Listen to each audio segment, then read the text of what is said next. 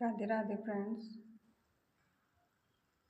अगर आपकी किडनी खराब हो गई है तो आप घबराएं नहीं। जीने के लिए बहुत से रास्ते हैं। अगर आपके शरीर का कोई पार्ट डैमेज है तो उसको सही करने का, उसको आगे बदलने का बहुत सा रास्ता आ गया है। साइंस ने बहुत सी तरक्की कर ली है इन सब चीज़ों में। तो अगर आपकी किडनी खराब हो गई है तो आप तो पहले परहेज से उसको सावधान रह सकते हैं। क्रेटिनिन सबसे पहले टेस्ट होता है, क्रेटिनिन आपका कितना है। अगर आप क्रेटिनिन को कंट्रोल रखे हैं तो आप नॉर्मल जीवन जी सकते हैं, अपने आप को परहेज करके सही रख सकते हैं। और इसके बाद अगर परहेज से नहीं रुकता क्रेटिनिन और क्रेटिनिन बढ़ता चला जा रहा है तो इसका फिर दूसरा रास्ता आपका डायलिसिस है। और अगर किडनी आपकी शुरू में ही डॉक्टर ने बता दिया है कि आपको ट्रांसप्लांट कराना ही पड़ेगा तो आप डायलिसिस में आने के पहले ट्रांसप्लांट की तैयारी कर दीजिए। क्योंकि अगर आपको ट्रांसप्लांट कराना ही है तो आप डायलिसिस में मत जाओ।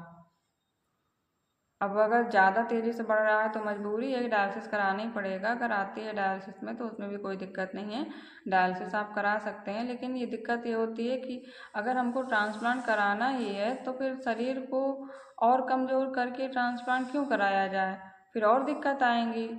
तो अगर ट्रांसप्लांट को डॉक्टर ने लिख दिया है तो आप ट्रांसप्लांट का प्रोसेस स्टार्ट कर दीजिएगा, क्योंकि उसका भी लंबा प्रोसेस होता है।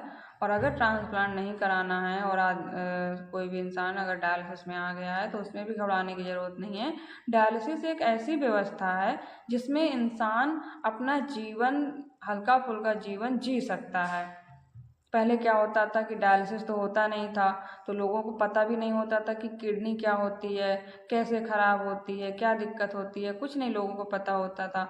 और किडनी ख़राब होती थी, वो इलाज कराते थे, इलाज कराते कराते वो ख़त्म हो जाते थे, क्योंकि पहले डायलिसिस नहीं होता था।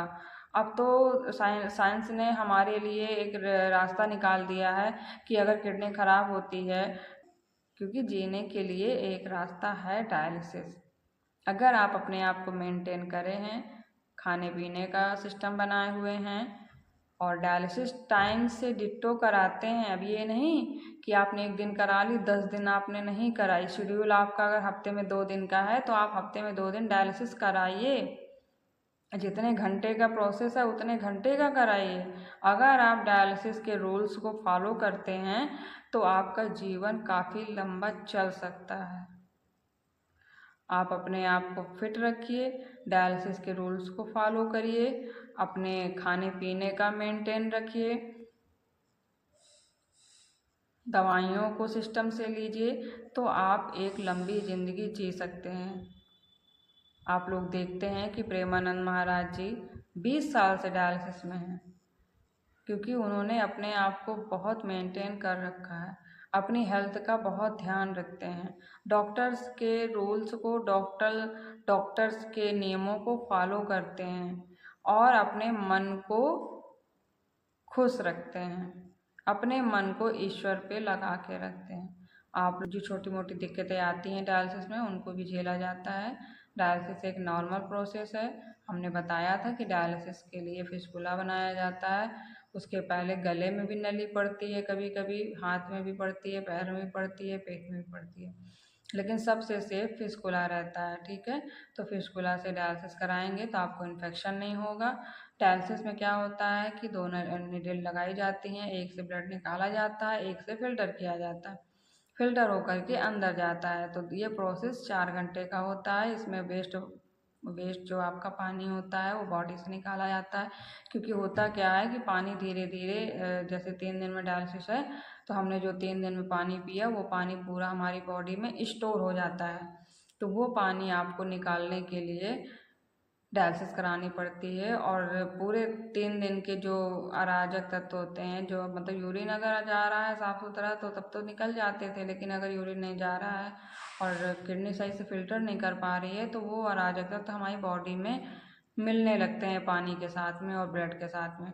तो इन्हीं सब चीज़ों को फिल्टर करने के लिए डायलिसिस बनाया गया है।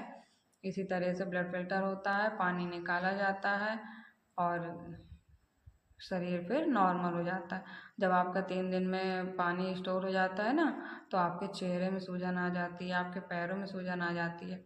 आपने देखा होगा कि मेरे कुछ वीडियो में मेरा चेहरा बहुत ही मतलब हल्का है, क्योंकि डायलिसिस के जो दूसरे दिन अगर मैं वीडियो बनाती हूँ तो बहुत ही नॉर्मल चेहरा रहेगा।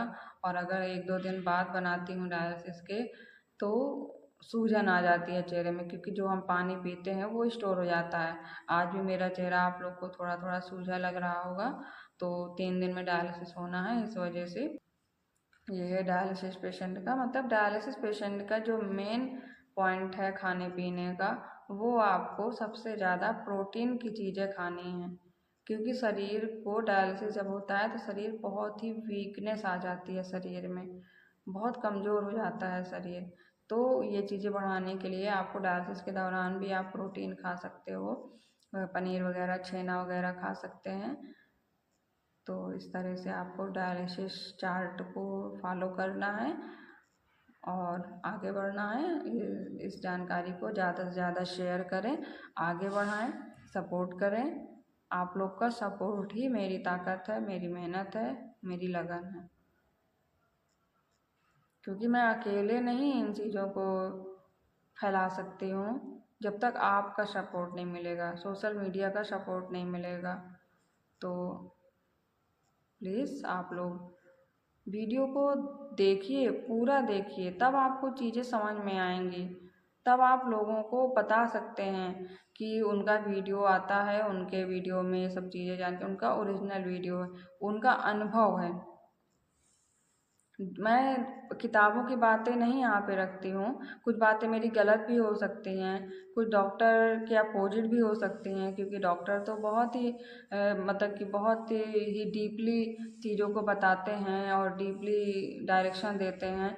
लेकिन मेरा डीपली तो ज़्यादा रहता नहीं है। मैं जो फॉलो कर रही हूँ चीज़ों को, जो चीज़ें मैं मतलब डॉक्टर की भी कुछ लेती हूँ, कुछ अपने अपने आप से उनको रखती हूँ।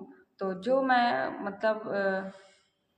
मैं चीज़ें आज 8 साल से अपने अपने ऊपर फॉलो कर रही हूँ, उन्हीं चीज़ों को आपको बता रही हूँ। जो जो आप इतना इतना करते जाओगे तो आप अपना जीवन जी सकते हो।